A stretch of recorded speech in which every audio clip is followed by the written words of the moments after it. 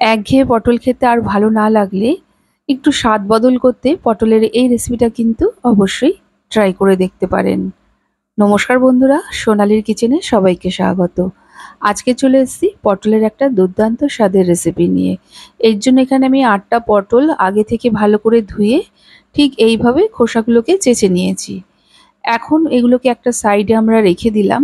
আর এখানে নিয়ে নিয়েছি হাফ কাপ মুগ ডাল, আগে থেকে ভিজিয়ে নিয়েছি। সমস্ত পটলগুলি থেকে খোসা চেঁচে নেওয়ার পর আমরা এগুলোকে আরেকবার ভালো করে ধুয়ে নিয়েছি। ভালো করে জল ঝরিয়ে নেওয়ার পর আমরা এগুলোকে একটা গ্রেটারের সাহায্যে গ্রেট করে নেব। আপনারা চাইলে বটি দিয়েও কিন্তু ঝিরিঝিরি করে কেটে নিতে পারেন।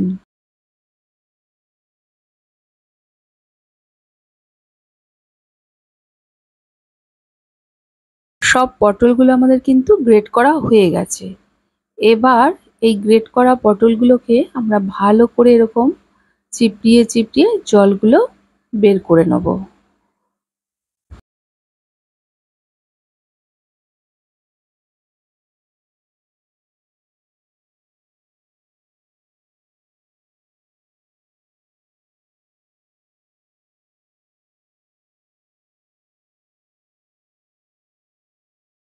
পটলগুলো থেকে আমাদের জল চিপড়ানো হয়ে গেছে। এবার যে আমরা ডালটা ভিজিয়ে রেখেছিলাম সেটাকে আমরা পেস্ট করে নিয়েছি। সেই পেস্ট করা ডালটা পটলের মধ্যে আমরা দিয়ে দিলাম। এখন দিয়ে দেবো হাফ চামচ হলুদ গুঁড়ো, হাফ চামচ জিরে গুঁড়ো, হাফ চা চামচ ধনে গুঁড়ো, হাফ চা চামচ লাল লঙ্কার গুঁড়ো, সামান্য একটু গরম মশলা গুঁড়ো, 1 চা চামচ গ্রেট করা আদা, 2টো লঙ্কা কুচিয়ে নিয়েছি সেটা দিলাম, সামান্য একটু চিলি ফ্লেক্স দিলাম, আর দিলাম 1 টেবিল চামচ পোস্ত, সাথে স্বাদ মতো লবণ দিয়ে দিলাম।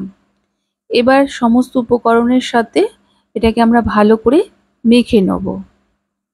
এখানে ঝালের পরিমাণটা অবশ্যই আপনারা আপনাদের প্রয়োজন মতো ব্যবহার করবেন। আমি রান্নাটা পুরো নিরামিষভাবে করছি। আপনারা চাইলে মুগ ডালের পরিবর্তে মসুর ডাল দিয়েও করতে পারেন, আবার পেঁয়াজ রসুনও ব্যবহার করতে পারেন। ভালো করে মেখে নেওয়ার পর ঠিক এইভাবে গোল শেপ দিয়ে হাতের তালুর মধ্যে রেখে চ্যাপ্টা করে নেব। এখানে কড়াইয়ে আগে থেকে আমরা বেশ কিছুটা পরিমাণ সাদা তেল গরম করতে বসিয়ে দিয়েছিলাম। তেলটা গরম হলে গ্যাসের ফ্লেমটিকে মিডিয়ামে রেখে তারপর আমরা তেলের মধ্যে বড়াগুলোকে ছেড়েছি। মিডিয়াম ফ্লেমে রেখেই বড়াগুলোকে আমাদের ভেজে নিতে হবে। একটা পাশ লাল করে ভাজা হলে অপর পাশটা আমরা উল্টিয়ে দেবো। এইভাবে 2 পাশ লাল করে ভেজে বড়াগুলোকে অপর একটি পাত্রে আমরা তুলে নেব। যারা আমার ভিডিও প্রথম দেখছেন সেই নতুন বন্ধুদের কাছে অনুরোধ রইল, আমার রেসিপি যদি ভালো লেগে থাকে প্লিজ আমার চ্যানেলটিকে সাবস্ক্রাইব করে পাশে থাকা বেল আইকনটি অবশ্যই প্রেস করবেন।